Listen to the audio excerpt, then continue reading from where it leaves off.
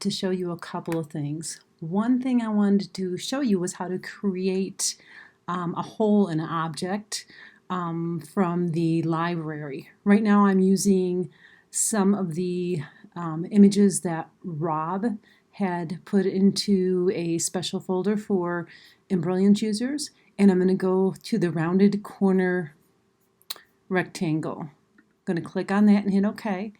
And let's just turn it in this direction. Okay, now we have this rectangle, and what I'm going to do is I'm going to control or command, depending on if you're using a PC or a Mac. I'm going to do Command C, Command V. You might do Control C, Control V if you have a PC. I have a Mac. And then I have a second one. What I did is I copied and pasted that. So now I'm going to hold down my Shift button to keep the image right in the middle of my sizing, and I'm going to go to the corner and I'm going to make it smaller. Now what I have here is two rounded corner rectangles. You can see them over here. There's one here and there's one here. If I wanted to fill just this inside part without doing this, I can't do it by just doing this. It fills the whole thing. And if I did just this one, it just fills the inside and not the area I would like to have filled. So what I'm going to do is I'm going to click on both of them in the Objects panel here. And then I'm going to go up to Create and Outline and combine the holes. So when I combine the holes, look back over in the Objects panel, and you're going to see that now we have one design, and when I hit that fill button, there I have it. I have it filled the way I'd like it.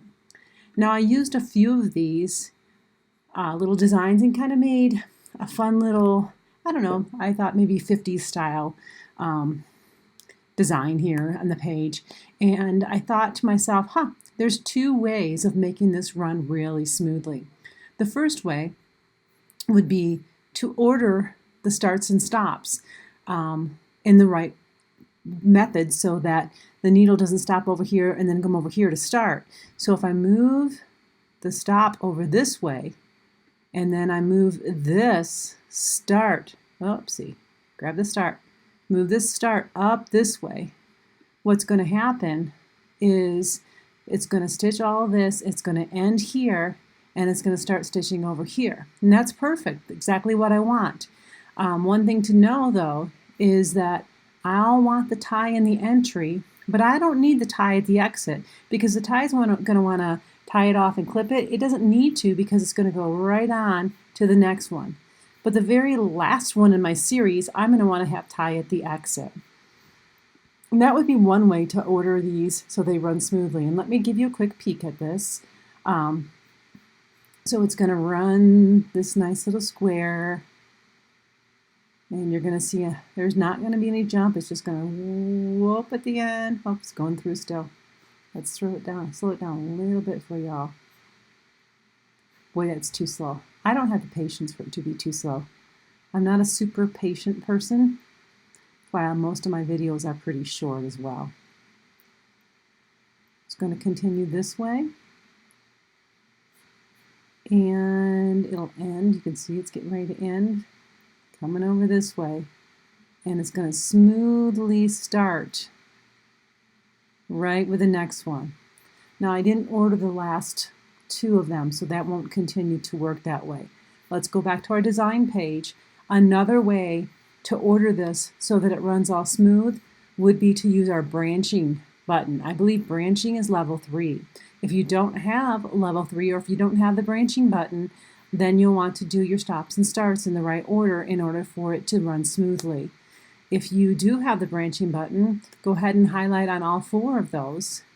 Hit the branching button, and that will automatically start it here and end it here, and it will do the same thing for you. It's going to make sure that it runs without having to pick that needle up and going to another area. It'll be nice and smooth.